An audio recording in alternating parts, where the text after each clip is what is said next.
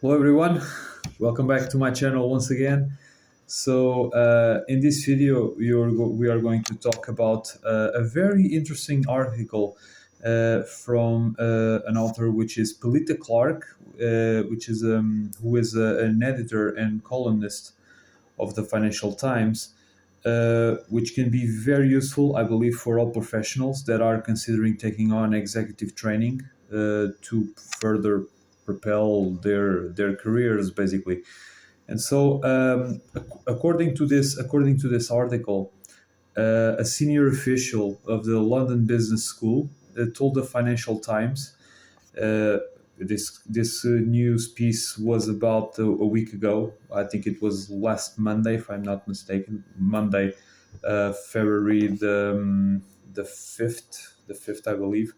It told the Financial Times that the demand for the MBA, as we all know, the MBA is the Masters of Business Administration, is an executive training program for C-suits and other executives in companies.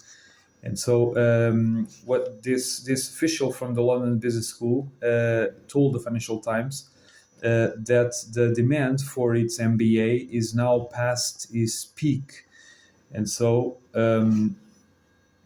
meaning probably it reached the end of the cycle, and now it's going to be the demand for it's going to be probably diminishing slightly moving forward.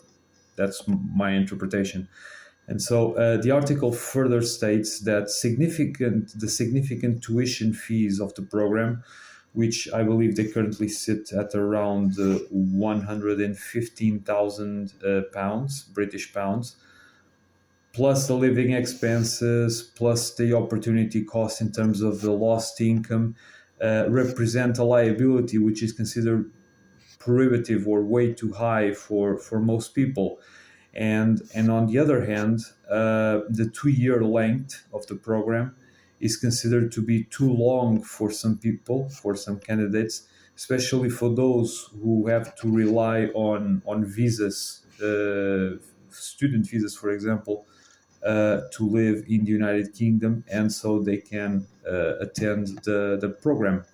And so, despite these restrictions, which can be very, very significant for some people, the author states that an MBA program may actually be less valuable for someone's career than most, and also for the companies that many times pay for these training programs, than what most people would expect at first glance.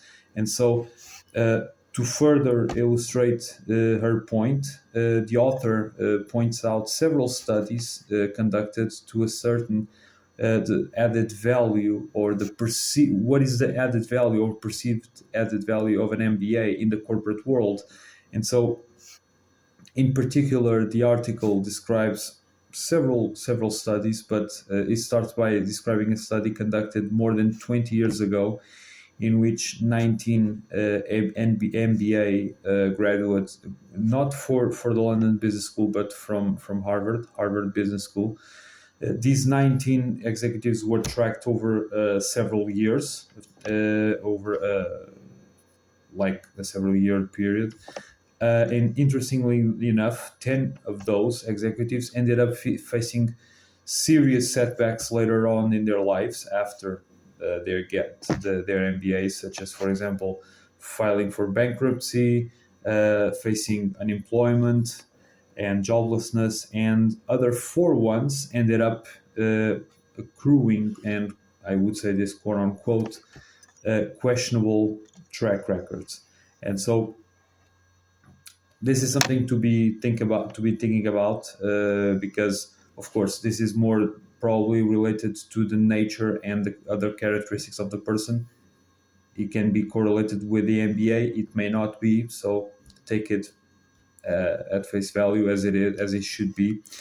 The article mentions also another study which is larger and probably more meaningful, which was conducted a little bit more recently and was described later in a 2015 paper, in which this study focused on, I believe it, 444 US chief executives who appeared on cover stories of top US business magazines between 1970 and 2008. So it spans a 38-year period. And so it turns out that several differences were found between those executives with an MBA on one hand and those without an MBA. In particular, executives with an MBA could not sustain long-term performance on their businesses for as long as those executives which did not possess an MBA. Also, MBA executives were also more likely to try to expand their businesses through acquisitions instead of organic growth. As you can imagine, it's much more healthier, it's much more sustainable for a company to try to grow through organic growth. Organic growth means by on its own try to increase their own sales, try to increase their own margins, and if you try to grow through and also to increase market share as well on its own. Whereas if you use acquisitions, basically you are acquiring competitors and other companies in order to gain enough scale and enough size to take over the market, to increase your share of the market. And so by doing that, and then you have more market power, and then you can increase prices and also increase margins as well. And so, as we know as well, growing through acquisitions, besides this effect, also has, as you can imagine, because you are basically paying for another company, and you also many times have to pay a premium on the company as well, that you have to pay the shareholders of the buyout company. These grow access to through acquisitions has a detrimental effect on free cash flow available to investors, as I said.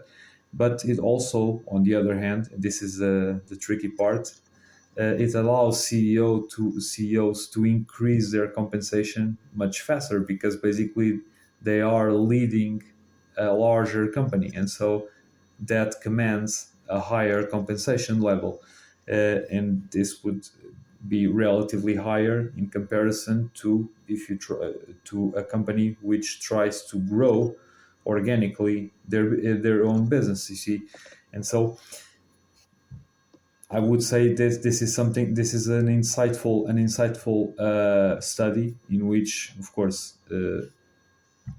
MBAs try to see things in a different way, try to scale their business a little bit more quickly, because also this also has compensation repercussions for them, even at the expense of its sustainability for the longer term and a healthier way of growing. And so the article then, and finally, mentions a third and even larger study that involved 5,000 CEOs.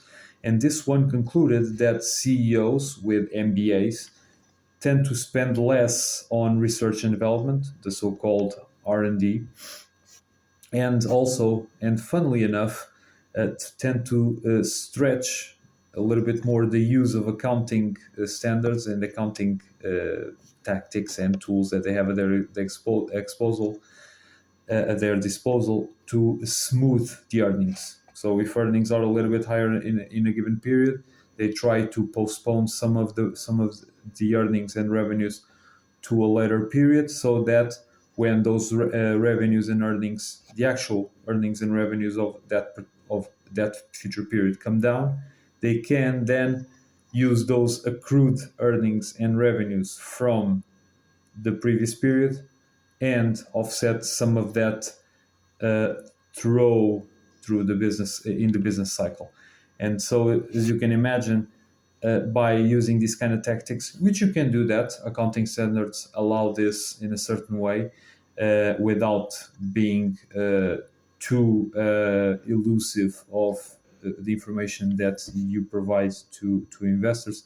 But nonetheless, both of these practices not investing enough in R&D and using smoothing earnings tactics goes in any case against the best interests for shareholders, because at the end of the day you may be jeopardizing the future, the long-term future and the long-term health of the company, and you are not providing as accurate information to the shareholders as you could. And so the potentially the picture you are providing of the company that you are providing to the shareholders is not as accurate as it should be.